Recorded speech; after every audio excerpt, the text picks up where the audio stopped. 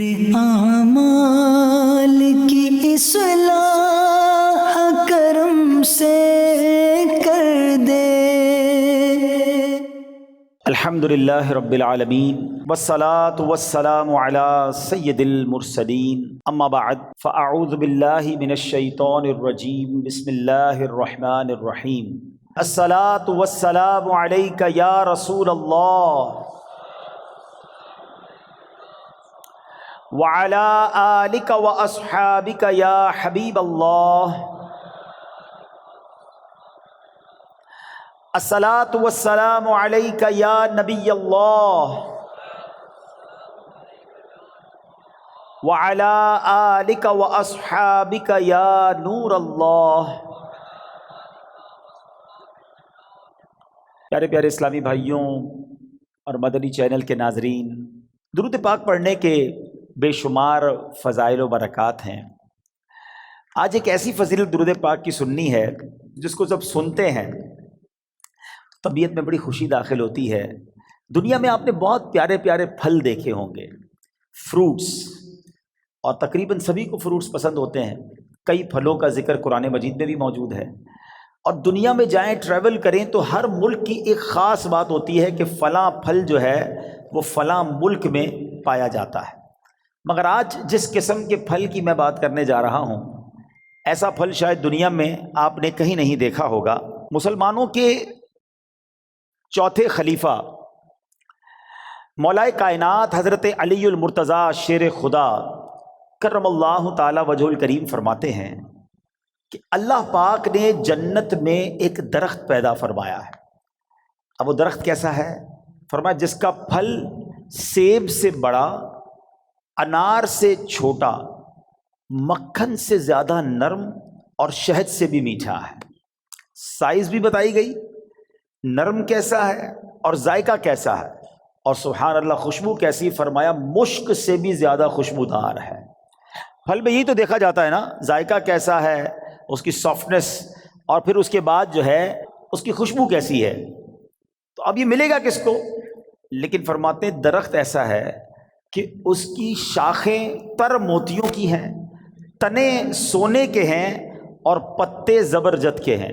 ہائے ہائے، یہ درخت بھی دیکھنے والا، پھل بھی دیکھنے والا، منہ میں پانی آ رہا ہے۔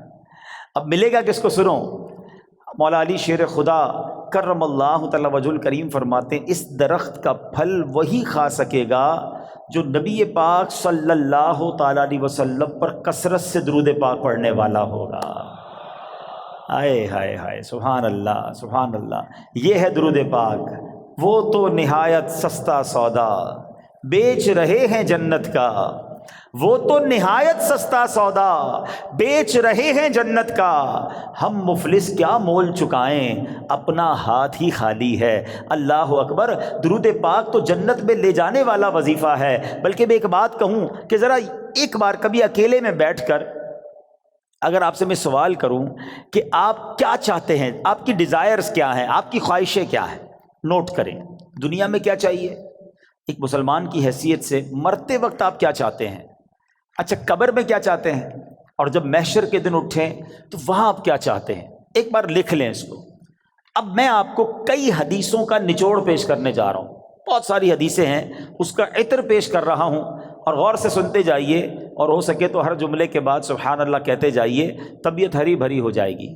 اگر آپ چاہتے ہیں کہ آپ کے کاروبار میں رزق میں برکت ہو جائے تو درود پاک پڑھیے۔ آپ چاہتے ہیں آپ کی بیماری دور ہو جائے، آپ درود پاک پڑھیے۔ آپ چاہتے ہیں آپ کی ٹینشن دور ہو جائے، آپ درود پاک پڑھیے۔ آپ چاہتے ہیں آپ کی عزت میں اضافہ ہو جائے، آپ درود پاک پڑھیے۔ اور سنیں، آپ چاہتے ہیں مرتے وقت کلمہ نصیب ہو اور نبی پاک کا دیدار ہو جائے، آپ درود پاک پڑھیے۔ آپ چاہتے قبر میں نبی پاک کا جلوہ نصیب ہو جائے، آپ درود پاک پڑھیے۔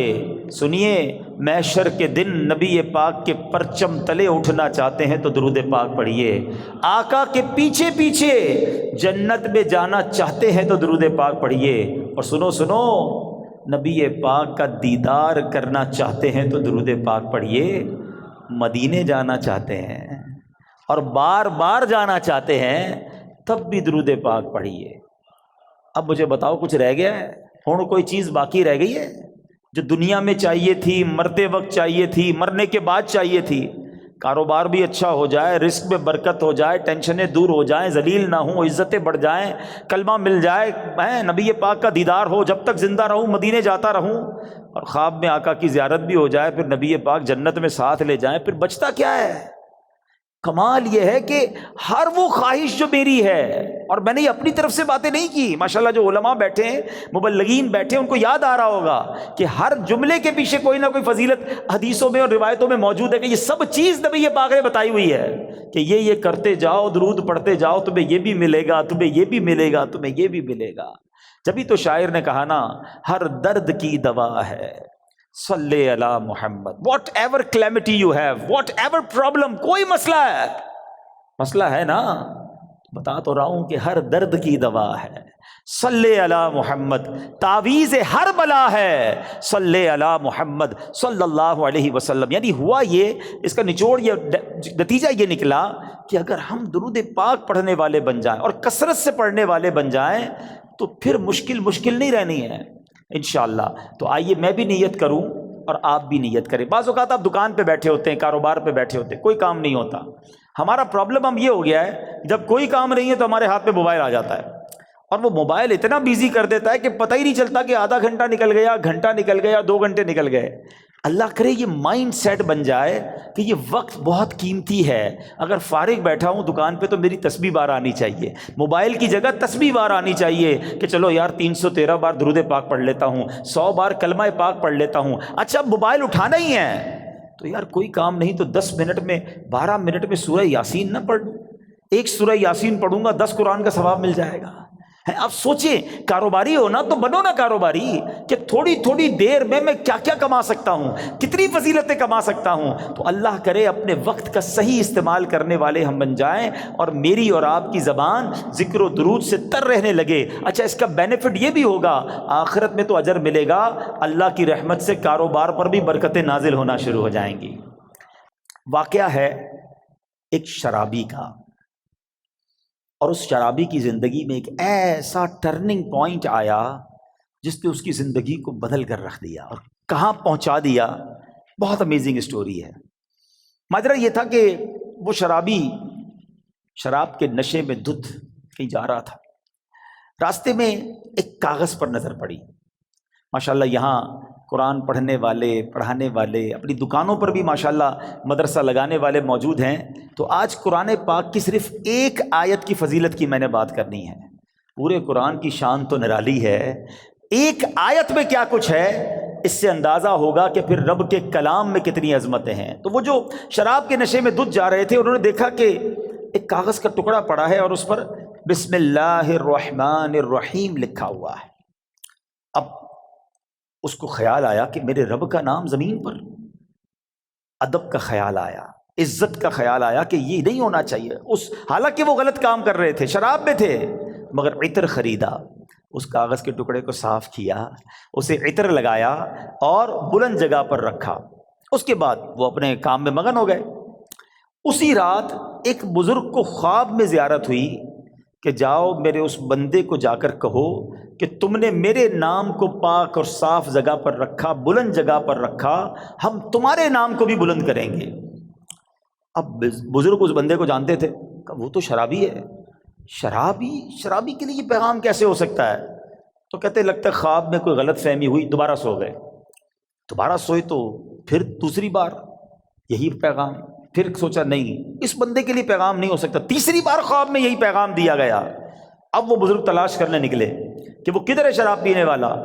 ڈھونڈتے ڈھونڈتے جب پتہ چلا اس وقت بھی وہ شراب کی محفل میں ہی بیٹھے ہوئے تھے۔ آواز دی کہ باہر آئیے، وہ تو شراب کے نشے میں مست، تو کسی کو بھیجا کہ جاؤ کہو تمہارے لیے پیغام آیا ہے۔ کہ میرے لیے کون پیغام لایا ہے؟ بہرحال پوچھو کس کا پیغام لائے ہو؟ جو بزرگ شراب خانے کے باہر کھڑے تھے نا، کہ اندر جا کر اسے بتا دو اللہ کا پیغام لایا۔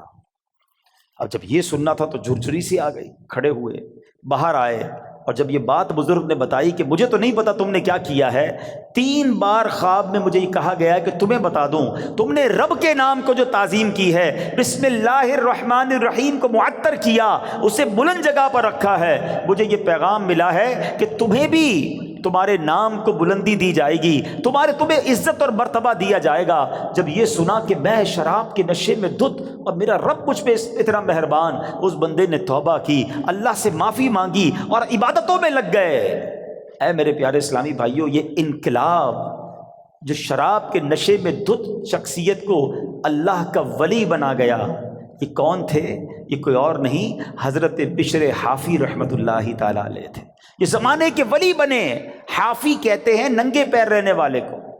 آپ معرفت الہی اور اللہ کی یاد میں اتنے گم رہنے لگے کہ آپ چپل ہی نہیں پہنتے تھے، اور کتابوں میں لکھا کہ جب تک حضرت بشر حافی اس شہر میں رہے، کوئی بھی چوپایا جو ہے نا راستے میں گندگی نہیں کرتا تھا، اس ادب کے ساتھ کہ کہیں بشر حافی کے پیر گندے نہ ہو جائیں۔ اور کتابوں میں آتا ہے کہ ایک بار کسی نے دیکھا کہ چوپائے نے گندگی کر دی ہے، تو اس کے مالک نے سمجھ لیا کہ ہو نہ ہو بشر حافی کا انتقال ہو گیا ہے۔ اور جب معلوم کیا گیا تو ایسا ہی تھا کہ جب وہ زمانے سے وہ دنیا سے چلے گئے، پھر چوپایوں نے راستے کے اندر گندگی کرنا شروع کی۔ یعنی جو اللہ کا ادب کرتا ہے، اللہ کے نام کی تعظیم کرتا ہے، اللہ کی مخلوق جو ہے وہ اس کی تعظیم کرنے لگ جاتی ہے۔ سبحان اللہ۔ تو اے میرے پیارے اسلامی بھائیوں، ادب جو ہے نا وہ بڑی کمال کی شے ہے۔ داتا حضور کی کشف المحجوب پڑھیں تو اس شاندار انداز سے آپ ادب کا درس دیتے ہیں۔ اور یاد رکھیے، اسلام میں ادب کا جو ہے نا بہت زیادہ درس ہے۔ آپ سنیے گا، کشف المحجوب شریف کا ایک باب ہے جس کا نام ہے کشف حجاب، یعنی آداب کا بیان۔ اس باب میں داتا گنج بخش علی حجویری رحمۃ اللہ تعالیٰ علیہ نے بنیادی طور پر 3 چیزیں ذکر فرمائی۔ نمبر 1، ادب کسے کہتے ہیں۔ نمبر 2، ادب کی قسمیں کتنی ہیں، اس کی کیٹیگریز کیا کیا ہیں۔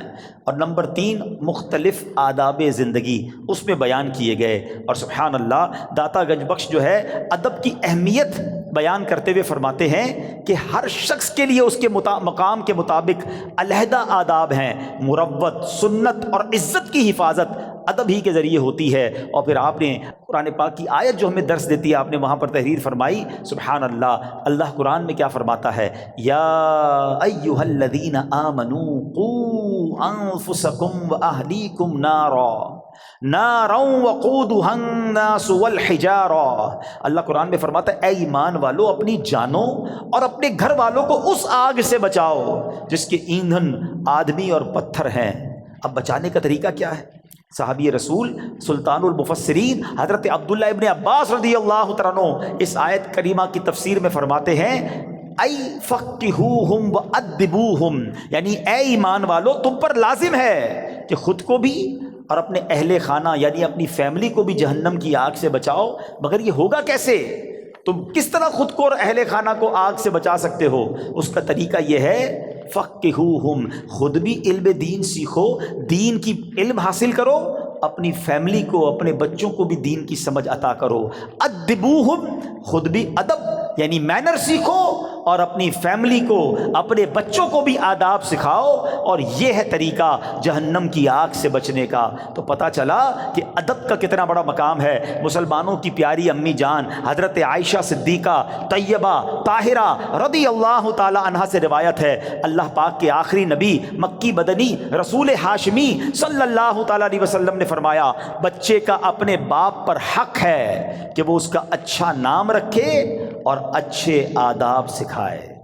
بادب بانصیب، ہمیشہ یاد رکھیں، بادب بانصیب اور بے ادب بد نصیب۔ اور مفسرین کرام سبحان اللہ ہماری تربیت فرماتے ہیں کہ اللہ پاک نے حضرت موسیٰ علیہ السلام جب کوہ طور پر آئے تھے، حاضر ہوئے تھے، تو کیا فرمایا؟ اللہ نے قرآن میں حضرت موسیٰ سے کیا فرمایا؟ بے شک میں تیرا رب ہوں، تو اپنے جوتے اتار ڈال، بے شک تو پاک جنگل طوا میں ہے۔ اس کی تفسیر میں مفسرین نے لکھا کہ اللہ پاک نے جو حضرت موسیٰ علیہ السلام کو جوتے اتارنے کا حکم دیا، اس کی وجہ یہ تھی کہ بادشاہوں کے دربار میں جوتے اتار کر حاضر ہونا یہ ادب کا انداز ہے، اور خدا تو احکم الحاکمین ہے۔ تو حضرت موسیٰ اللہ کی بارگاہ میں وادی طویٰ میں جا رہے ہیں، لہٰذا حکم ہوا کہ اے موسیٰ اپنے رب کریم اور اس بابرکت وادی کے ادب میں نالین شریف اتار دیجئے۔ تو پتہ چلا ادب کا درس اللہ کریم کی طرف سے قرآن پاک میں جا بجا موجود ہے۔ اور سنیے، حضرت جلال بصری رحمۃ اللہ تعالی علیہ فرماتے ہیں ایمان کا تقاضا یہ ہے کہ بندہ شریعت پر عمل کرے، لہٰذا جو شریعت نہیں جانتا وہ کامل ایمان والا نہیں، اور شریعت ادب سکھاتی ہے، تو جو ادب نہیں جانتا اس کا ایمان کامل نہیں۔ سیدی اعلیٰ حضرت امام عشق و محبت کیا فرماتے ہیں؟ لا دین لمن لا ادب لا۔ اعلیٰ حضرت کہتے ہیں اس کا دین ہی نہیں ہے جس میں ادب نہیں ہے۔ تو یاد رکھیے، با ادب با نصیب، بے ادب بد نصیب۔ اچھا، پھر پرابلم یہ ہے ادب جو ہے نا وہ صحبت سے بھی آتا ہے۔ با ادب لوگوں کے ساتھ آپ بیٹھیں، آپ کو ان کو بزرگوں میں ادب کرنا نظر آئے گا، اولیاء کی ادب کی بات کریں گے، جب صحابہ اور اہل بیت کی بات کریں گے تو زبان سے بڑے ادب والے الفاظ نکلیں گے۔ مگر آج پرابلم یہ ہے کہ بے ادبوں سے دوستی، بے ادبوں کی باتیں سنتے سنتے زبان بھی بے ادب ہو جاتی ہے۔ تو اے میرے پیارے اسلامی بھائیوں، آج سیدی اعلیٰ حضرت کا یہ پیغام لے جاؤ، لا دین لمن لا ادب لا۔ اس کا دین ہی کمپلیٹ نہیں ہوتا ہے جس کے اندر ادب نہیں ہوتا ہے۔ اور یہی درس داتا حضور داتا گنج بخش علی حجویری رحمۃ اللہ تعالیٰ علیہ کا ہے۔ ہم سب نے یہ نیت کرنی ہے کہ ہمیں صحبت بھی اختیار کرنی ہے، ماحول بھی اختیار کرنا ہے، دوستی بھی کرنی ہے، تو ادب والوں کے ساتھ کرنی ہے، عشق والوں کے ساتھ کرنی ہے، جو اولیاء کا ادب کریں، جو صحابہ کا ادب کریں، جو اہل بیت کا ادب کریں، جو انبیاء کا ادب کریں، اور جو ہمارے آقا جناب رسول اللہ صلی اللہ تعالیٰ علیہ وسلم کا دل و جان سے ادب کریں۔ تو بہرحال اس ایک واقعے میں جہاں ادب کا درس ملا، حضرت بشر حافی کو مقام کیسے مل گیا؟ بظاہر کون سی نماز تھی، کون سا سجدہ تھا، کون سا صدقہ تھا؟ ادب نے زمانے کا ولی بنا دیا۔ اور بے ادبی جو ہے نا وہ بندے کو تخت سے تختے پر لے آتی ہے، سب برباد ہو جاتا ہے۔ ابلیس شیطان عبادت گزار تھا نا، معلم الملکوت تھا، فرشتوں کا استاد تھا، جنت کا خزانچی تھا، بے ادبی کی نا، حضرت آدم علیہ السلام کو سجدہ نہیں کیا، بلکہ بڑے جس کو کہنا کہ تکبرانہ انداز میں کہا کہ میں کیوں سجدہ کروں، انا خیر من، اے اللہ میں اس سے بہتر ہوں، خلقتنی من نار وخلقتہ من طین، تو نے مجھے نار سے آگ سے بنایا، ان کو مٹی سے بنایا ہے۔ بے ادبی، ایک بے ادبی نے عزازیل کو، فرشتوں کے استاد کو ابلیس بنا دیا، مردود قرار دے دیا گیا۔ آج میں اور آپ سوچیں کہ اگر ہماری زبان میں ادب نہیں ہے، ہمارے انداز میں ادب نہیں ہے، تو ہم کہیں مارے نہ جائیں۔ اور ادب کی تعلیم ہمیں اپنے بچوں کو دینی ہے، اپنی فیملی کو دینی ہے۔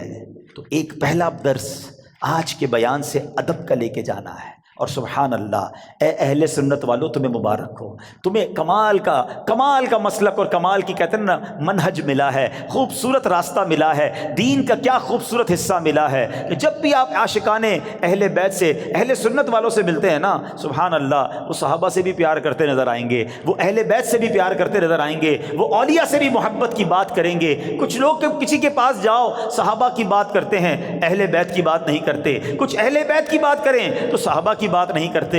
اہل سنت والوں تمہارا بیڑا پار ہے، اور کیوں نہ ان ہستیوں سے ہم پیار کریں، کیونکہ یہ راستہ تو نبی پاک نے ہمیں دکھایا ہے۔ سبحان اللہ، میرے آقا نبی پاک علیہ الصلوۃ والسلام اپنے صحابہ کے بارے میں کیا فرماتے ہیں؟ فرماتے اصحابی کالنجوم فبأیہم اقتدیتم اہتدیتم، میرے صحابہ ستاروں کی مانند ہیں، لائک سٹارز، کسی کی بھی پیروی کر لو تم ہدایت پا جاؤ گے۔ صحابہ کو ستارے کہا، اور سبحان اللہ اپنی آل کو کیا فرمایا؟ ایک حدیث کا مضمون ہے، میرے آقا فرماتے میری آل میری امت کے لیے کشتی نوح کی مانند ہے، جو اس میں سوار ہو گیا اس کا بیڑا پار لگ جائے گا۔ تو یہ تو دونوں ہمارے لیے ضروری ہے نا، ہماری دونوں آنکھیں ہیں، صحابہ بھی دل و جان سے ہمیں پیار ہے، اہل بیت پہ جان قربان ہے۔ تو سبحان اللہ، بریلی کے تاجدار امام عشق و محبت نے اہل سنت کا یہ عقیدہ کس شان سے اور کس پیارے انداز میں بیان کیا، اور ان دونوں حدیثوں کا عطر عطا کر دیا۔ دیکھیں آج جو پڑھے لکھے لوگ بیٹھے ہیں، آج کل تو کمپاس وغیرہ آ گئے اور اس سے پانی کے جہاز راستہ ڈھونڈ لیتے ہیں، مگر ایک زمانہ ایسا تھا کہ کشتی چلانے والے ستاروں سے راستہ ڈھونڈتے تھے۔ تو دو چیزیں چاہیے ہوتی تھیں سفر کمپلیٹ کرنے کے لیے، اچھی کشتی اور ستارے. سبحان اللہ. اب دیکھو بریلی کے تاجدار کیا کہتے ہیں, فرماتے ہیں اہل سنت کا ہے بیڑا پار, اصحاب حضور نجم ہے اور ناؤ ہے عطرت رسول اللہ کی. نجم کہتے ہیں ستاروں کو. ہمارے تو ستارے صحابہ ہیں اور ہماری کشتی اہل بیت ہیں, تو پھر بیڑے نے پار ہی لگنا ہے نا انشاءاللہ. تو سبحان اللہ, ہر صحابی نبی. تو ادب, سب کا ادب, اولیاء کا ادب, بلکہ اولیاء کا, صحابہ کا, اہل بیت کا تو اپنی جگہ کرنا ہی کرنا ہے. ہمیں نارمل مسلمانوں سے بھی ادب سے بات کرنی ہے. ہم نے کیوں کسی کو ذلیل کرنا ہے, کیوں کسی سے لڑائی کرنی ہے, کیوں کسی کو طنز کرنا ہے. ایک بات یاد رکھیے گا, اللہ کریم نے اپنے اولیاء کو اپنے بندوں میں چھپا کر رکھا ہے. ہمیں نہیں پتا کون اللہ کا ولی. ہو سکتا ہے یہاں کوئی رب کے ایک نہیں, ایک سے زیادہ ولی بیٹھے ہو. اچھا, علماء یہ بھی بتاتے ہیں کہ اس بندے کو بھی نہیں پتا ہوتا کہ وہ ولایت کی منزل میں پہنچ چکا ہے. اللہ جسے چاہے اپنا ولی بنا لے. تو اب ہم اللہ کے کسی ولی سے لڑ رہے ہیں, اس کو ڈانٹ رہے ہیں, اس کو جھڑک رہے ہیں, اس کو ذلیل کر رہے ہیں کیونکہ میرا ملازم ہے, کیونکہ وہ غریب ہے, اس لیے نہیں. اگر وہ رب کا ولی ہے, ویسے تو عام مومن کو بھی تنگ نہیں کر سکتے, لیکن ولایت کی بات دیکھیں. جتنا چھوٹا سا میرا مطالعہ ہے, علماء بھی بیٹھے ہیں, اب تک جو میں نے پڑھا ہے, 2 ہی باتوں میں نے یہ پڑھا ہے کہ جہاں اللہ سے جنگ کرنے کی بات کی گئی ہے, اور یہ کتنی خطرناک بات ہے. نمبر 1, سود کا کام کرنے والا. اے میرے تاجران بھائیوں, کبھی بھی سود نہ لینا نہ دینا, سود کا کاروبار مت کرنا, اس کے قریب مت جانا, کیونکہ اس کے بارے میں نبی پاک نے جو فرمایا, حدیث پاک کا مضمون ہے, وہ ایسا ہے جیسا اس نے رب سے جنگ کیا. اللہ سے جنگ, یار اللہ سے جنگ کر کے کوئی جیت سکتا ہے؟ بربادی ہوگا نا, تباہ و برباد ہو جائے گا. ہم نے سود کا کام کرنے والوں کو اینڈ آف دا ڈے برباد ہوتے ہی دیکھا ہے. اور جو دوسری روایت نظروں سے گزری ہے نا, فرمایا جس نے اللہ کے ولی سے دشمنی کی وہ ایسا ہے جیسے اس نے رب سے جنگ کا اعلان کر دیا, یا اللہ اس سے اعلان جنگ فرماتا ہے. اب سوچ لو, اگر کسی ولی سے ہی دشمنی ہو گئی, اللہ کے کسی بندے سے دشمنی لے کے بیٹھے ہیں, لڑائی کر رہے ہیں, تنگ کر رہے ہیں, اور کیا پتہ وہ اللہ کی بارگاہ میں کیا مرتبہ رکھتا. ادب, پیار, محبت, درگزر. کوئی غریب بھی ہے تو ہمیں نہیں پتا اللہ کی بارگاہ میں اس کا کیا مرتبہ ہے, بلکہ احادیث میں تو یہ مضمون نبی پاک نے سمجھے صراحت کر دی اور ڈیفائن کر دیا, کہ جس کا مضمون یہ کہ کچھ لوگ ایسے ہوتے ہیں جن کے بال بکھرے ہوتے ہیں, پرا گندا بال, میلے کچیلے کپڑے, محفل میں کوئی انہیں بلاتا نہیں ہے, نہ آئے تو کوئی نوٹس بھی نہیں کرتا, مگر اللہ کی بارگاہ میں ان کا یہ مرتبہ ہوتا ہے کہ اگر وہ قسم اٹھا لیں تو رب وہ قسم پوری فرما دیتا ہے. اب سوچیں, ایسے تو بہت سارے لوگ ہمارے قریب بیٹھے ہوتے ہیں. اچھا, بعض اوقات قریب آتا تو بٹھاتا بھی کوئی نہیں انہیں. نہ کیا کرو ایسا. ہو سکتا ہے کہ میری مشکلیں, میری پریشانیاں, ہماری ڈیفیکلٹیز, ہمارا کاروبار نہ چلنا, گھر کی بیماریاں, اس کی وجہ یہ ہو کہ میں کسی اللہ کے ولی کو تنگ کر بیٹھا ہوں, بے ادبی کر بیٹھا ہوں. اپنی زبان میں نرمی لائے نا. کسی بڑے اس کو نا سمجھدار آدمی نے ایک بات کہی ہے کہ میٹھا کھانے سے شوگر ہوتی ہے, میٹھا بولنے سے شوگر نہیں ہوتی ہے. میٹھا بولنا شروع کر دو نا یار, میٹھا بولنا ہی چھوڑ دیا ہم نے. میٹھے بول اپنائیں, سب کے ساتھ پیار سے بات کریں. کچھ لوگوں کا انداز ہی بڑا روب والا ہوتا ہے, اور پھر کیا ہوتا ہے, کہتے ہیں نا زبان میں ہڈی ہوتی نہیں مگر کئی ہڈیاں توڑوا دیتی ہے. زبان میں تلوار نہیں مگر خون بہا دیتی ہے. کسی کی تلوار کا وار جو ہونا اس کا زخم بھر جاتا ہے, مگر زبان کا زخم نہیں بھرتا ہے. تو زبان کا اچھا استعمال, ادب. آج یہ درس لے کے جاؤ کہ انشاءاللہ. اچھا, اب ادب کیسے ملے گا؟ با ادب لوگوں کے ساتھ بیٹھ کر ملے گا. تو الحمدللہ دعوت اسلامی کا ماحول جہاں آپ کو ادب ہی سکھایا جاتا ہے. بچوں سے بھی شفقت کرنی ہے, بڑوں سے بھی پیار سے بات کرنی ہے, بزرگوں سے کیسے بات کرنی ہے, اولیاء, صحابہ, اہل بیت, ازواج مطہرات, امہات المومنین, ادب ہی کی بات آپ کو ملے گی. بے ادبی کا اسٹائل ہے ہی نہیں. تو یہاں رہو, انشاءاللہ با ادب بن جائیں گے. ہم اللہ سے دعا کرتے ہیں, نبی پاک کی بارگاہ میں التجا کرتے ہیں کہ حضور ہمیں اپنے با ادب غلاموں میں ہی شامل رکھیے گا. بڑا پیارا شعر ہے نا کلام کا, محفوظ شاہ رکھنا صدا بے ادبوں سے, محفوظ شاہ رکھنا صدا بے ادبوں سے,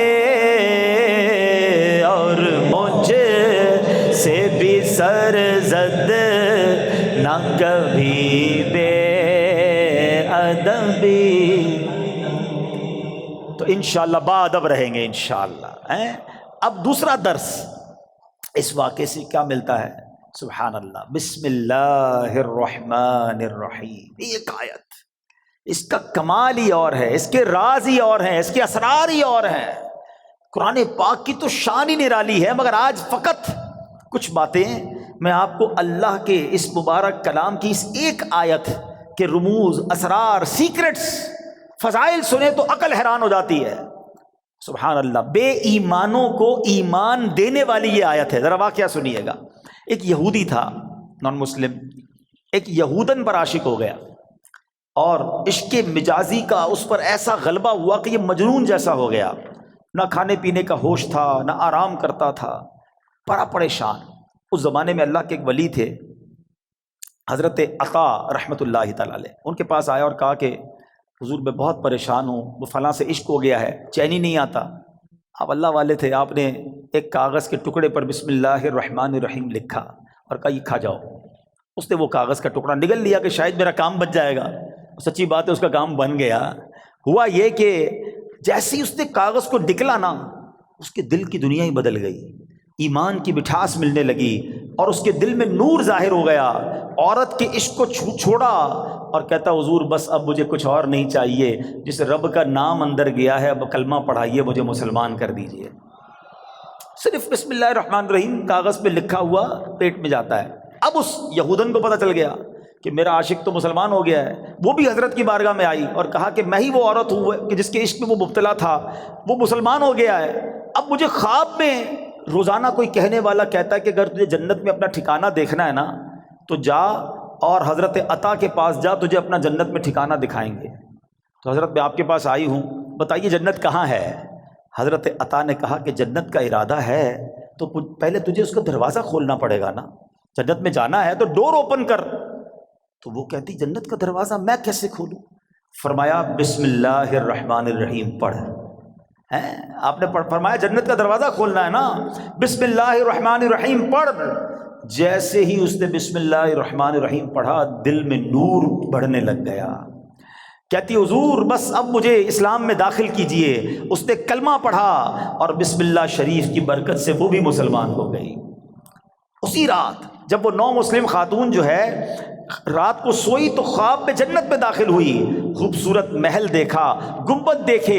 ایک گنبد پر لکھا تھا بسم اللہ الرحمن الرحیم لا الہ الا اللہ محمد الرسول اللہ. عورت نے یہ الفاظ پڑھے تو کسی پکارنے والے نے کہا اے پڑھنے والی، اللہ پاک نے یہ سب تجھے عطا فرما دیا ہے.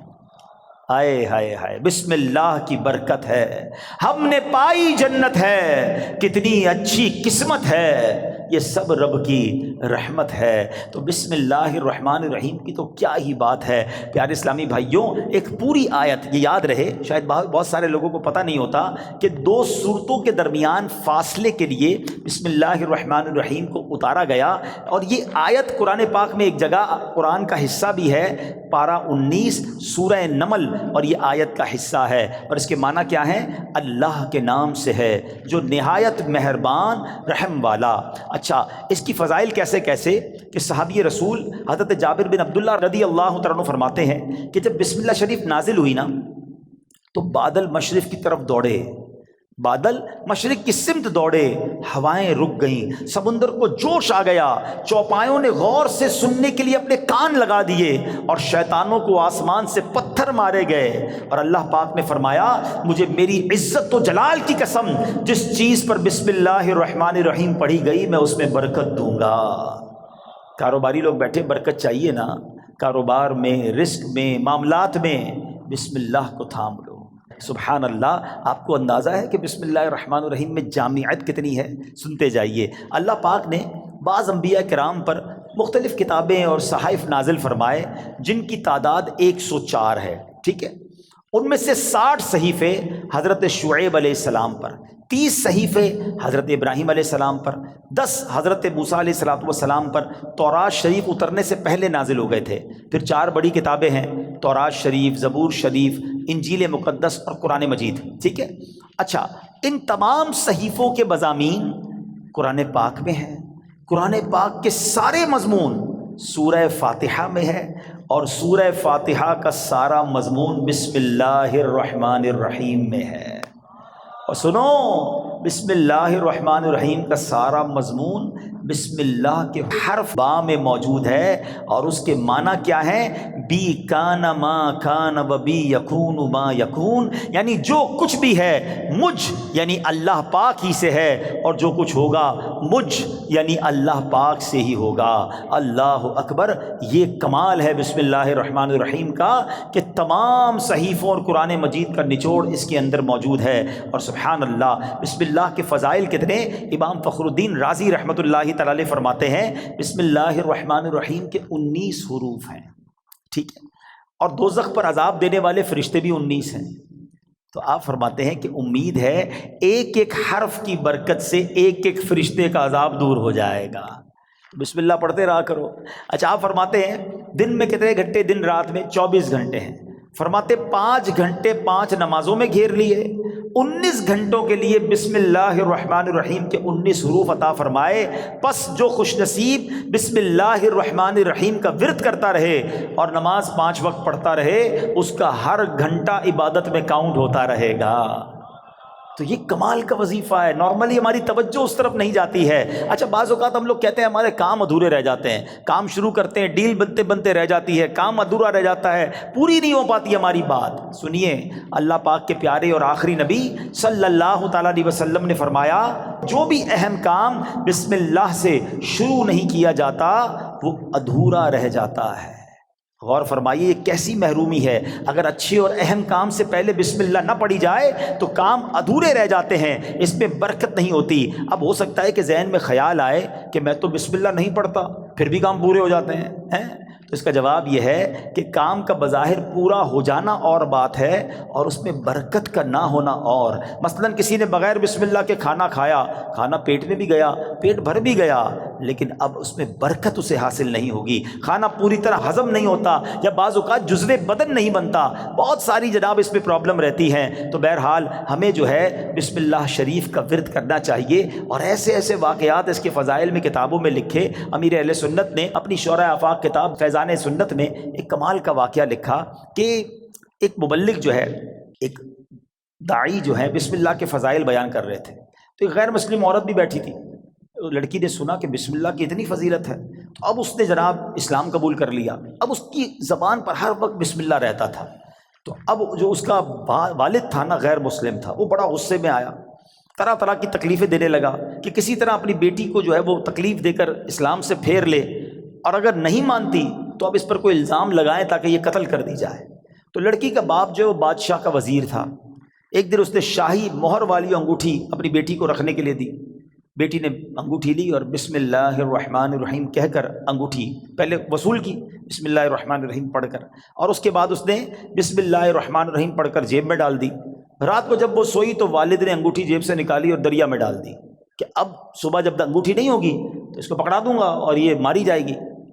تو اب جیسے ہی وہ انگوٹھی دریا میں ڈالی، اللہ کا کرنا ایسا ہوا کسی مچھلی نے وہ انگوٹھی کو نگل لیا۔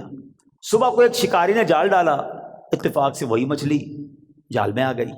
اس نے لا کر وہی مچھیرے نے اسی وزیر کو وہ مچھلی لا کے تحفے میں دی۔ وہ وزیر جو ہے اپنی بیٹی کو مچھلی دیتا ہے کہ بیٹی اس کو پکاؤ، تو بیٹی نے بسم اللہ الرحمن الرحیم پڑھ کر جو ہے وہ مچھلی کو کھولا، اس کو چاک کیا، اندر وہی انگوٹھی موجود تھی۔ پھر بسم اللہ پڑھی اور انگوٹھی اپنے پاس رکھ لی۔ والد صاحب نے ناشتے کے بعد کہا، بیٹی وہ انگوٹھی کدھر ہے؟ بسم اللہ پڑھ کر وہ انگوٹھی واپس کر دی کہ یہ انگوٹھی واپس آ گئی۔ اللہ اکبر! اب باپ حیران کہ یہ کیسے ہوا؟ تو اس نے کہا، میں نے تو کوئی بھی کام جو بھی کیا اللہ کے نام سے شروع کرتی گئی، رب نے مشکل سے نکال دیا۔ ہمارا پرابلم یہی ہے، ہم بہت ساری فضول باتیں کرتے ہیں، اللہ کا ذکر نہیں کرتے، اللہ کا نام نہیں لیتے۔ اپنے ہر جائز کام سے پہلے بس عادت بنا لو، بسم اللہ الرحمن الرحیم، بسم اللہ الرحمن الرحیم، پھر آپ اس کی انشاءاللہ برکتیں دیکھیں گے۔ سبحان اللہ! یہ جو ہم کھانا کھاتے ہیں نا، اس کے بارے میں آتا ہے کہ کھانے سے پہلے پیارے آقا علیہ الصلوۃ والسلام فرماتے ہیں کہ جس کھانے پر بسم اللہ نہ پڑھی جائے وہ کھانا شیطان کے لیے حلال ہو جاتا ہے۔ یعنی بسم اللہ نہ پڑھنے کی صورت میں شیطان اس کھانے میں شریک ہو جاتا ہے۔ ایک بار کیا ہوا کہ حضرت ابو ایوب انصاری فرماتے ہیں کہ ہم نبی پاک کے ساتھ حاضر تھے، کھانا پیش کیا گیا، ابتدا میں بڑی برکت ہو رہی تھی کھانے میں، اور تھوڑی دیر ہوئی تو بڑی بے برکتی شروع ہو گئی۔ تو ہم نے عرض کی یا رسول اللہ صلی اللہ تعالیٰ علیہ وسلم ایسا کیوں ہوا؟ تو نبی پاک علیہ الصلوۃ والسلام نے فرمایا ہم سب نے کھانا کھاتے وقت بسم اللہ پڑھی تھی، مگر ایک شخص تھوڑی دیر کے بعد آیا اور بغیر بسم اللہ پڑھے کھانے میں شامل ہو گیا، اس کے ساتھ شیطان نے بھی کھانا کھانا شروع کر دیا۔ تو کھانے کی بے برکتی بھی بغیر بسم اللہ کے ہوتی ہے۔ اچھا، پھر بی بی عائشہ صدیقہ فرماتی ہیں کہ جب کوئی شخص کھانا کھائے تو اللہ پاک کا نام لے، یعنی بسم اللہ پڑھے، اور اگر نہیں پڑھ سکا، شروع میں پڑھنا بھول گیا، تو پھر یوں کہے بسم اللہ اولہ و آخرہ، تو انشاءاللہ اس کی برکت سے وہ جو بے برکتی والا معاملہ ہے وہ بھی دور ہو جائے گا۔ اچھا، اب وہی والی بات کہ حفاظت کیسے ہوتی ہے بسم اللہ سے۔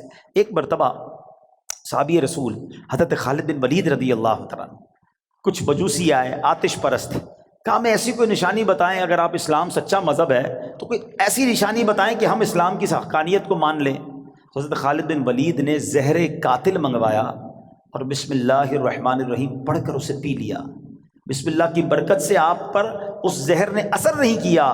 یہ منظر دیکھ کر وہ آگ کی پوجا کرنے والے پکار اٹھے کہ سبحان اللہ، دین اسلام حق ہے، اللہ اکبر۔ وہ یقین تھا نا، اللہ کے ولی صحابی رسول ہیں، بسم اللہ پڑھ کر زہر پی لیا کہ اللہ کے نام سے پی رہا ہوں تو رب حفاظت کرے گا۔ وہ توکل کا لیول تھا کہ زہر نے اثر نہیں کیا۔ تو اے میرے پیارے اسلامی بھائیوں، یہ شان ہے بسم اللہ کی۔ اچھا، صرف کھانے پینے سے پہلے نہیں، ہر کام سے پہلے بسم اللہ پڑھیں۔ اب آپ وضو کر رہے ہیں نا، دیکھیں کتنے ثواب ملٹی پلائی ہو جاتا ہے۔ حضرت ابو ہریرہ رضی اللہ تعالیٰ عنہ راوی ہیں، اور نبی پاک صلی اللہ تعالیٰ علیہ وسلم نے فرمایا اے ابو ہریرہ، جب تم وضو کرو تو بسم اللہ والحمدللہ پڑھ لیا کرو۔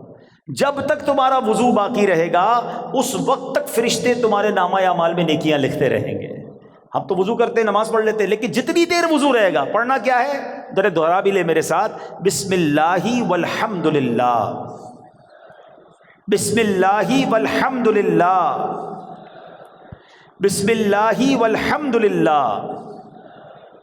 اچھا، تفسیر نعیمی میں ایک اور جگہ کہاں بسم اللہ پڑھنا ہے، کہتے جو شخص کسی جانور پر سوار ہوتے وقت بسم اللہ اور الحمدللہ پڑھ لے تو اس جانور کے ہر قدم پر اس سوار کے حق میں ایک نیکی لکھی جاتی رہے گی۔ آپ جانور پر سواری نہیں کرتے، گاڑی میں بیٹھتے ہوئے پڑھ لیں بسم اللہ اور الحمدللہ، پھر پوری دعا بھی پڑھ لیں سبحان الذی سخر لنا، اگر وہ یاد ہے، نہیں تو کم از کم بسم اللہ اور الحمدللہ ضرور پڑھ لے۔ اسی طرح جو کشتی میں سوار ہوتے وقت بسم اللہ اور الحمدللہ پڑھ لے، جب تک وہ اس میں سوار رہے گا اس کے لیے نیکیاں لکھی جاتی رہیں گی۔ ثواب کا میٹر ہے مگر ہم پڑھتے نہیں ہیں۔ اگر یہی ہمیں کوئی کہے کہ جناب آپ اپنی گاڑی میں بیٹھے اور بسم اللہ اور الحمدللہ پڑھ لیں، آپ آج کا پیٹرول فری ہو جائے گا، تو بندہ پھر بغیر بسم اللہ الحمدللہ پڑھے گا تو کبھی بھی نہیں بیٹھے گا۔ وہ چاہیے دنیا کا نفع بتاؤ مولوی صاحب، میں آپ کو آخرت کا نفع، نیکیوں کا نفع، ہر قدم پر ثواب کی آپ کو بشارتیں سنا رہا ہوں، تو پلیز اس وظیفے کو تھام لیجئے۔ اور ایک اور بات، اپنے بچوں کو بھی بسم اللہ کی عادت ڈالیں، یہ اللہ کو اتنا پسند ہے۔ آئے ہائے، ذرا واقعہ سنیے گا۔ حضرت عیسیٰ علیہ السلام جو ہے ایک قبر کے پاس سے گزرے، آپ اللہ کے نبی تھے، اللہ نے ایسی نگاہ دی تھی کہ آپ نے دیکھ لیا کہ قبر میں عذاب ہو رہا ہے۔ کچھ عرصے کے بعد آپ پھر وہاں سے گزرے تو قبر میں جو ہے وہ نور کی کرنیں ہیں، عذاب دور ہو گیا۔ تو آپ نے اللہ کی بارگاہ میں عرض کی کہ مولا، یہ پہلے عذاب اور اب اس کی قبر میں عذاب دور ہو گیا، نور برس رہا ہے، اس کا راز کیا ہے، سیکرٹ کیا ہے؟ سنو ذرا، اے وہ خوش نصیبوں جو اپنے بچوں کو قرآن پڑھاتے ہو، اے وہ خوش نصیبوں جن کے بچے حافظ بن رہے ہیں، اے وہ اسلامی بھائیوں تمہیں مبارک ہو جو بچے کو دین سکھاتے ہو۔ باپ گناہ گار، قبر میں عذاب ہو رہا تھا، اللہ کی طرف سے ارشاد ہوا جب یہ انتقال کیا نا اس بندے نے، بڑا گناہ گار تھا، اس کی وجہ سے عذاب ہو رہا تھا، لیکن جب اس کا انتقال ہوا اس وقت اس کی وائف جو تھی پریگننٹ تھی، امید سے تھی، اس کے انتقال کے بعد لڑکا پیدا ہوا۔ کچھ عرصے کے بعد یہ لڑکا اتنا بڑا ہو گیا کہ اس کی ماں نے اسے مدرسے بھیجا، مکتب بھیجا، استاد نے بچے کو بسم اللہ پڑھائی۔ اے موسیٰ، مجھے حیا آئی، مجھے شرم آئی کہ میں اس شخص کو زمین کے اندر عذاب دوں جس کا بچہ زمین کے اوپر مجھے رحمان اور رحیم کے نام سے پکار رہا ہے۔ ہائے ہائے ہائے، میرا بچہ قرآن پڑھے اور میری قبر میں رحمتوں کی برسات ہو جائے، اور مجھے کیا چاہیے؟ خدا را اپنے بچوں کو قرآن پڑھاؤ۔ ہم لوگ آج لگ گئے، دوڑ میں لگ گئے، جناب فلاں یونیورسٹی، فلاں کالج، فلاں ڈگری، فلاں پی ایچ ڈی، فلاں software. We are not against, ہم دعوت اسلامی والے دنیا کی پڑھائی کے خلاف نہیں ہیں، لیکن دنیا کے پیچھے اتنا تو مت بھاگو نا کہ ہم اپنے دین کو ہی بھول جائیں، ہمارے بچوں کو قرآن ہی نہ آئے، ہمارے بچے حدیث ہی نہ جانے، ادب ہی نہ جانے۔ آج جناب بہت زیادہ ہم آگے دنیا کی طرف چلے گئے۔ میں 2-3 ایگزامپل دیتا ہوں، اگر آپ کو لگتا ہے ایسا نہیں ہے تو کبھی گھر میں ڈنر پر بیٹھے ہوں، بچے ساتھ ہوں، فیملی ساتھ ہو، ایک چھوٹا سا ٹیسٹ لو نا اپنے بچوں اور فیملی کا، چلو بچوں آج ایک چھوٹا سا ایک ٹیسٹ لیتے ہیں، وہ انٹرسٹ بھی لیں گے، بیٹا جاؤ کاپی پینسل لے کر آ جاؤ، ٹھیک ہے؟ ان کو کہیں بیٹا پہلے صفحے پہ لکھو کہ تمہیں کتنے کرکٹرز کے نام یاد ہیں۔ تو ہو سکتا ہے کسی کا بیٹا یہ بھی کہے کہ ابا جان صرف نام لکھنے ہیں، آگے ریکارڈ بھی لکھنے ہیں، وہ بھی یاد ہوتے ہیں، ٹھیک ہے؟ اچھا بیٹا اگلے صفحے پہ لکھو کہ مزید کتنے اداکاروں کے نام یاد ہیں، معاذ اللہ، تو شاید 2-3 صفحے بھر دیے جائیں گے، گلوکاروں کے نام، سیاستدانوں کے نام 4-5 صفحے بھر گئے ہوں گے۔ اب پوچھنا بتاؤ کتنے نبیوں کے نام یاد ہیں، کتنے صحابہ کے نام اگلے صفحے پہ لکھو، اس کے اگلے صفحے پہ بیٹا لکھو کتنے ولیوں کے نام یاد ہیں۔ یہ چھوٹا سا ٹیسٹ آپ کو بتا دے گا ہم کدھر جا رہے ہیں، ہمارے بچے کدھر جا رہے ہیں۔ ایک بات یاد رکھنا، میرا بیٹا میرے مرنے کے بعد گوگل، یاہو، فیس بک، واٹس ایپ، ٹویٹر، انسٹاگرام کھول کر ایصال ثواب نہیں کرے گا، اگر اسے قرآن پڑھنا آتا ہوگا تو وہ مجھے ایصال ثواب کرے گا۔ اپنے بچے کو قرآن سکھائیے، قرآن کی تعلیم دیجیے، اور پھر سبحان اللہ کچھ لوگ کیا کرتے ہیں، اپنے بچوں کو دین سے دور کرتے ہیں، اور تھوڑے دنوں بعد جب بچہ جوان ہوتا ہے تو سر پکڑ کے رو رہے ہوتے ہیں کہ بچہ میرا ادب نہیں کر رہا، بچہ جناب بڑا عجیب عجیب باتیں کرنے لگ گیا۔ ہمارے پاس آتے لوگ، ہم پتہ غلطی کرتے ہیں۔ واللہ آپ اپنے بچے کو دین کے حوالے کر دو، جب وہ دین پڑھے گا تو دین اس بچے کو آپ کے حوالے کر دے گا۔ قرآن کہے گا ماں باپ کا ادب کرو، یعنی اف نہ کہنا۔ نبی پاک کی حدیث پڑھے گا تو وہاں سکھایا جائے گا کہ محبت سے اپنے ماں باپ کو دیکھو گے تو جنت کا ثواب ہے۔ ارے وہ اونچی آواز میں آپ سے بات نہیں کرے گا کہ ماں باپ ناراض ہو گئے، تو نبی پاک نے فرمایا جس کے ماں باپ راضی اس سے اس کا رب راضی، جس سے ماں باپ ناراض اس سے اس کا رب ناراض۔ تو پتہ یہ چلا بچہ دیندار بن گیا تو انشاءاللہ میرا بھی با ادب بن جائے گا، بچہ میرا بھی فرما بردار بن جائے گا۔ اگر میں نے اپنے بچے کو دین سے دور کیا تو کبھی وہ میرے ہی آگے کھڑا ہو جائے گا۔ دنیا میں ایک دستور سا بن گیا ہے، سب کے لیے نہیں کہتا مگر میجورٹی ایسا دیکھا گیا کہ جب بچہ دنیا میں ترقی کرتا ہے نا تو ماں باپ کو ڈر لگتا ہے کہ کہیں بچے کو برا نہ لگ جائے، بڑا افسر ہے، بڑا جناب نام والا ہے، بڑی ڈگری والا ہے، سب کے لیے نہیں کہہ رہا ہے، ماں باپ ڈرتے ہوئے بات کرتے ہیں کہ جناب برا نہ لگ جائے۔ اور جب بچہ دین میں بڑا ہو جاتا ہے نا، عالم بن جائے، مفتی بن جائے، تو اب اس عالم اور اس مفتی کو ڈر لگتا ہے کہ کہیں میرے ماں باپ ناراض نہ ہو جائیں۔ یہ فرق سمجھو۔ تو اپنے بچے کو قرآن پڑھائیے، دین سکھائیے، یہ بچہ آپ کا نیک بن گیا نا، خدا نہ خواستہ اگر میرے گناہوں کی سبب اگر کوئی گڑبڑ قبر میں ہو بھی گئی نا تو نیک اولاد کی دعا، نیک اولاد کا عمل جو ہے وہ انشاءاللہ مغفرت کا ذریعہ بن جائے گا۔ تو اپنی اولاد کو اپنے لیے ہمیں صدقہ جاریہ بنانا ہے۔ سبحان اللہ، مولا علی شیر خدا نے ایک بڑا پیارا وظیفہ دیا، اور شاید اب جو میں وظیفہ بتانے جا رہا ہوں جتنے لوگ یہاں موجود ہیں سب کو اس وظیفے کی ضرورت ہے۔ مولا علی شیر خدا کرم اللہ تعالی وجہ الکریم سے بیسیکلی تو یہ روایت ہے، وظیفہ تو نبی پاک علیہ الصلوۃ والسلام نے عطا فرمایا۔ آقا فرماتے اے علی میں تمہیں ایسے کلمات نہ بتا دوں جنہیں تم مصیبت کے وقت پڑھ لو؟ عرض کیا حضور ضرور، ارشاد فرمائے میری جان آپ پر قربان، تمام اچھائیاں ہم نے آپ ہی سے تو سیکھی ہیں۔ پیارے آقا علیہ الصلوۃ والسلام نے فرمایا جب تم کسی مشکل میں پھنس جاؤ اس طرح پڑھو، بسم اللہ الرحمن الرحیم ولا حول ولا قوت الا باللہ العلی العظیم۔ پس اللہ پاک اس کی برکت سے جن بلاؤں کو چاہے گا دور فرما دے گا۔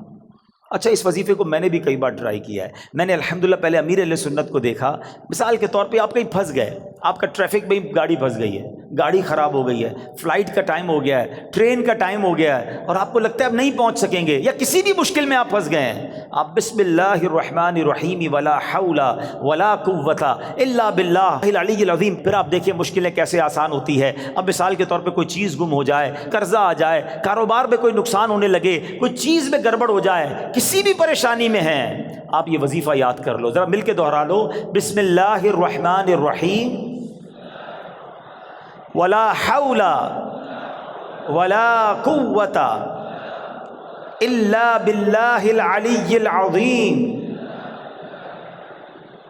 تو یہ بڑے کمال کا وظیفہ ہے۔ ہاں اچھا، اب بیماری کے بہت ساری بیماریوں کا علاج ہے، آخری بیان کے اینڈ میں ایک دو باتیں تاکہ تعویذ وظیفہ بھی مل جائے، آپ کو فائدہ رہے گا۔ ایک شخص کو بخار آ گیا تو حضرت شیخ فقی ولی عمر بن سعید رحمۃ اللہ تعالی علیہ کی ان کی عیادت کے لیے آئے، جاتے ہوئے ایک تعویذ عنایت فرمایا کہ آپ کھول کر مت دیکھنا۔ ان کے جانے کے بعد اس نے تعویذ پہنا تو بخار فوراً چلا گیا، اس سے رہا نہیں گیا، اسے تعویذ کھولا کہ ایسا کیا لکھا کہ یوں بخار چلا گیا، تو اس میں بسم اللہ الرحمن الرحیم لکھا تھا۔ دل میں وسوسہ آیا تو یہ تو کوئی بھی لکھ سکتا ہے، ابھی عقیدت میں کمی آئی تو فوراً بخار بڑھنا شروع ہو گیا۔ ٹیسٹ کرتے نا لوگ، اللہ والوں کا بھی ٹیسٹ کرتے ہیں، ایسے بھی لوگ ہیں۔ ابھی اس نے سوچنا شروع کیا تو بخار بڑھ گیا، پھر حضرت کی بارگاہ میں دوڑا گیا کہ حضور معاف کر دیں، میں نے تو جو ہے وہ تعویذ کھول دیا تھا، تو آپ تو اللہ والے تھے، آپ نے دوبارہ تعویذ لکھ کر دیا۔ اس کے ہاتھ جیسے ہی اس کو باندھا تو پھر اس کا بخار چلا گیا۔ اب کی بار دیکھنے سے منع کیا، مگر ڈر کے مارے کھول کر نہ دیکھا۔ بالآخر سال کے بعد کبھی جا کے کھول کر دیکھا تو اس میں بسم اللہ الرحمن الرحیم بھی لکھا ہوا تھا۔ تو سبحان اللہ، اس کی خوب برکتیں ہیں۔ اور بتایا گیا کسی کی نکسیر پھٹ جائے نا، بعض اوقات خون نکل رہا ہوتا ہے، تو پیشانی سے بسم اللہ الرحمن الرحیم لکھنا شروع کرے اور ناک کی نوک تک، یعنی یہاں سے لکھنا شروع کرے اور یہاں تک ختم کرے تو انشاءاللہ عز و جل اس کی جو ہے وہ خون آنا جو ہے وہ بند ہو جائے گا۔ بہرحال بہت سارے وظائف ہیں، ایک اور وظیفہ آخر میں لے لیں۔ جو شخص، بہت سارے ایسے لوگ ہوں گے جو کاروباری مشکل کا، آج کل مہنگائی بھی بہت ہے، گزارا بھی نہیں ہو رہا، تو غور سے وظیفہ لے جائیں، کل سے کرنا شروع کر دیں کہ جو شخص طلوع آفتاب کے وقت سورج کی طرف رخ کر کے بسم اللہ الرحمن الرحیم 300 بار اور درود شریف 300 بار پڑھے، اللہ تعالیٰ اس کو ایسی جگہ سے رزق عطا فرمائے گا جہاں اس کا گمان بھی نہیں ہوگا۔ اور روزانہ پڑھنے سے انشاءاللہ عز و جل 1 سال کے اندر امیر و کبیر ہو جائے گا۔ وظیفہ پھر ریپیٹ کر دیتا ہوں، غور سے سن لیں۔ پہلے فجر کی نماز ادا کرنی ہے، اس کے بعد جب فجر کا وقت ختم ہونے لگے تو سورج طلوع ہوتا ہے، جو سورج طلوع ہونے کا وقت ہے اس وقت آپ نے سورج کی طرف رخ کر کے ہاتھ میں تسبیح لینی ہے، 300 بار بسم اللہ الرحمن الرحیم، 300 بار درود پاک انشاءاللہ پڑھیں، اور پھر دیکھیں انشاءاللہ اللہ پاک رزق میں کیسی برکت دیتا ہے۔ تو بہرحال آج کے اس مختصر سے بیان میں ہم نے 2 باتیں سیکھیں۔ با ادب رہنا ہے، با ادب لوگوں کی صحبت اپنانی ہے، اور اللہ کے نام کا ذکر کرتے رہنا ہے۔ بسم اللہ الرحمن الرحیم ہر کام، نیک اور جائز کام شروع کرنے سے پہلے پڑھنا ہے، پھر دیکھیں اس کی کیسی برکتیں ملتی ہیں۔ اب سوچو بسم اللہ الرحمن الرحیم میں اتنی برکت ہے تو پورے قرآن کا کیا عالم ہوگا۔ مبارک ہو انہیں جو قرآن پاک پڑھنے والے ہیں، پڑھانے والے ہیں۔ آپ کو ایک اور فضیلت سنا دوں جو مدرسۃ المدینہ بالغان والے ہیں، آئے ہائے، حضرت عثمان غنی رضی اللہ تعالیٰ عنہ، اور آپ فرماتے ہیں خیرکم من تعلم القرآن وعلمہ، تم میں بہترین وہ ہے جو قرآن سیکھے اور دوسروں کو سکھائے۔ اے پڑھانے والوں تمہیں بھی مبارک ہو، اور اے پڑھنے والوں تمہیں بھی مبارک ہو جو بہترین لوگوں میں سے ہیں۔ اللہ عمل کی توفیق عطا فرمائے۔ صلو علی الحبیب صلی اللہ تعالی علی محمد صلی اللہ علیہ وسلم۔ میرے اعمال کی اصلاح کرم سے